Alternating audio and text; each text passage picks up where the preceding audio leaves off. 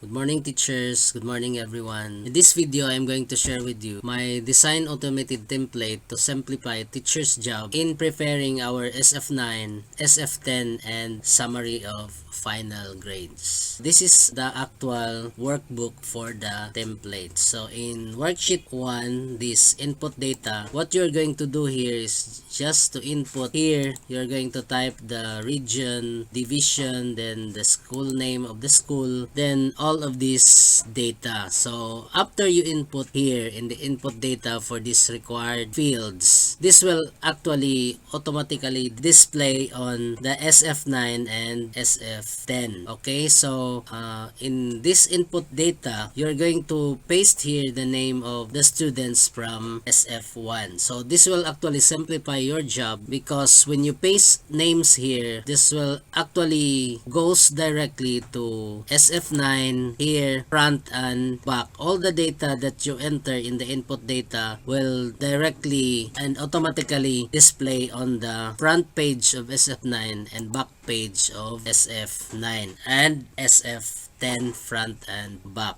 Okay, for tutorial purposes, this I have recorded this one before, so during the COVID time you can actually erase this one for the learning modality, so you can remove this one, pressing delete. Okay, so for the age, you can actually find in school form 1 the ages of the students, so you just simply copy from the SF1 and paste it here. So when you right click here, you make sure that you paste using the values only or the icon 1 2 3, so to copy only the values. Okay, so next here, the gender of the students, can paste it here, and LRN, so their LRN from LIS or school form 1. Okay, so meaning when you paste here for the LRN, age, sex, and all of these and the names, that will automatically display on SF9 and SF10. So if the student here is number 1, automatic in the SF9, that will display on the page 1 and page 1 of SF9 back, front and back for SF10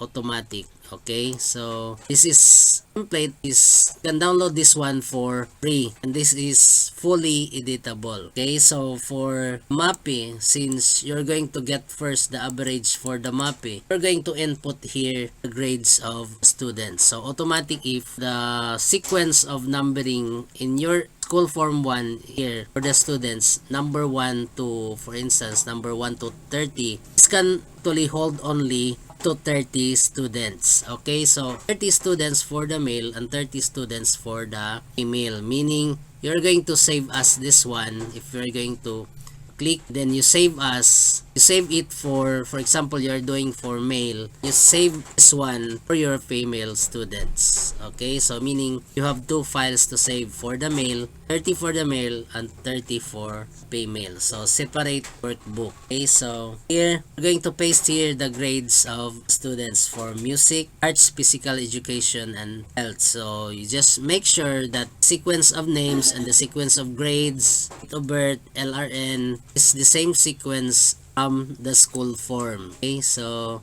here you can also input here, since this is input data, here you can edit this one, it's highlighted portion. So do not edit this one because these are formula, so automatic. So meaning when you change this one, if for example this is 20, automatic the number of days is this one. I know this is negative because, for example, number of school days, number of days present. So for example, this is 20. Press enter, automatic that will display number of days absent. Okay, so you can edit fully this template. So there are only two worksheets that you are going to work with for input data. So for the MAPE, since still going to get first the average for the music, arts, physical education, and health, that's why I separated those needs to input here on the input data, and that will automatically display SF9 automatic the average for MAPE. Okay, so here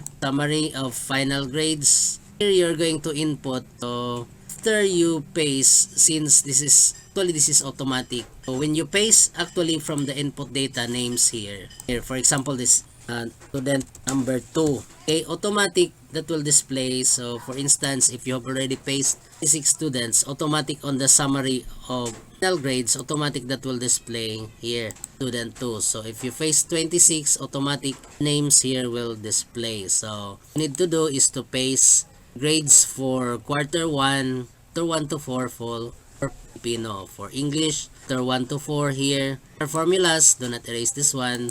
Average for every subject here. Quarter 1 to 4, paste. So automatic that will display average of every subject will display on the F9 to your report card here at the back. Here, these are all formulas. So do not change this one since I have already moved the password so that this can actually simplify your job preparing SF9, SF10 and summary of final grades. So here for the F10, actually I have already uploaded this one on YouTube. So for the reason, for any question that you are going to, you can comment below for questions or notifications you're going to. Okay, so that's all I have to you today.